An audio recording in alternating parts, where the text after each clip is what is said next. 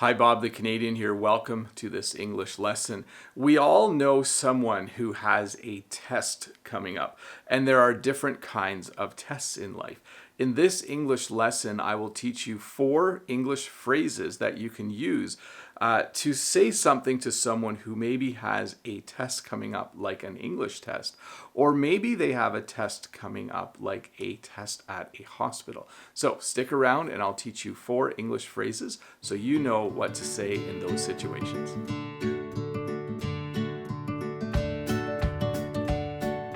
Well, hey, welcome to this video where I'm going to teach you 4 English phrases that you can use to be able to say something nice to someone before they go and write a test, like an English test, or maybe go to a hospital for tests because maybe there is something wrong with their body. But before we get started, don't forget to click that red subscribe button below and give me a thumbs up if this video is helping you learn English.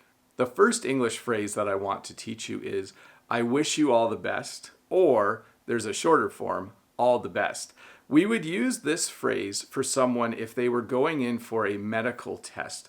By the way, I just had a medical test done yesterday on my heart. I had an angiogram, and it looks like everything is looking good. So that's nice. But if you had known that earlier in the week, you might say to me, hey, Bob, I wish you all the best on your test on Monday.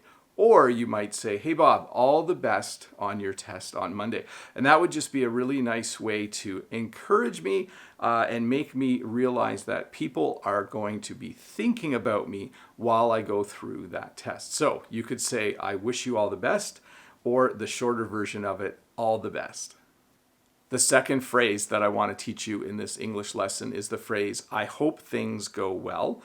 You could also say, I hope everything goes well. This would be a great phrase to say to someone who you know is going to do their driver's test. Maybe you have a friend or family member that wants to get their driver's license, and you know that the next day they are going for their driver's test. A great thing to say to them would be, I hope things go well during your test tomorrow. Or you could say, I hope everything goes well during your driver's test tomorrow. That would just be a really nice thing to say to someone, because what it does is it communicates to them once again that you are thinking about them, that you care about them, and that your genuine hope is that they do well on the test that they are going to do the next day. So for me, I hope for you that things go well every day while you're studying English. So that was the second phrase that you can use in English. You could say to someone, I hope things go well, or I hope everything goes well. The third phrase that I want to teach you today is the phrase good luck, or best of luck. You might have heard the first phrase before. We say good luck to people a lot in English, and a more formal version of it would be to say best of luck. This would be a great thing to say to someone if you are in school and you have a little quiz or a little test that day in whatever subject you are studying. You might say to your friend, good luck on your test today. Or you might say, best of luck on your test today. Basically, you are wishing them luck. Hopefully, they've studied a lot. Hopefully, luck or chance doesn't factor in as much as you would think it would. Hopefully, they are really prepared for the test or quiz. But you still might say to them, hey, good luck on your test today, or best of luck on your test today. Again, just wishing them well and letting them know that you're hoping that they do well on the test that they're going to do. So I hope that you guys have good luck when you're studying English, and I wish you best of luck as you continue to study English this year. The fourth phrase is a phrase that you would use if you are a religious person. So let's say you are going into the hospital for a surgery. That's something really, really serious. You certainly wouldn't want to say, good luck with your surgery. That's a little too lighthearted. But religious people sometimes will say, I will be praying for you. So basically, they are a religious person and they engage in the act of prayer. Many religious people pray, and they are saying to you, you are going in for something serious. What I will do to support you is I will pray for you. So that's the fourth phrase.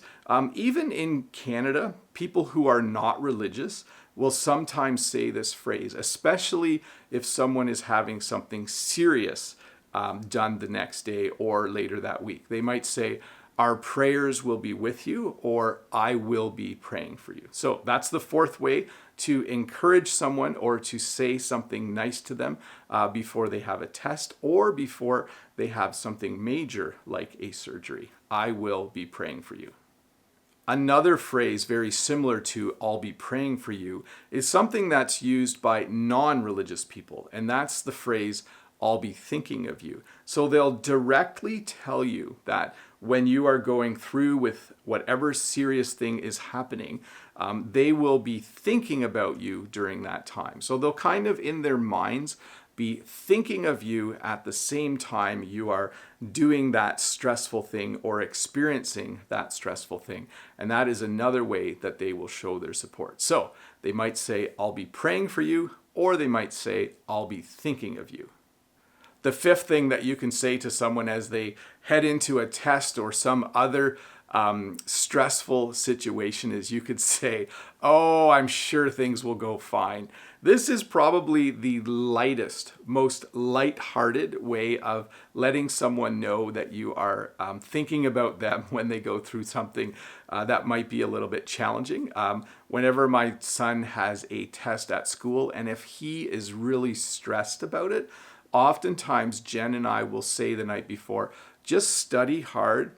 I'm sure things will go fine. I'm sure things will go really, really well for you tomorrow when you write that test." So it doesn't necessarily make the person more relaxed, but it does let them know that someone else is thinking about them as they study for and as they go through something that is difficult like a test. So I'm sure things will be fine for all of you as you go through this week as well.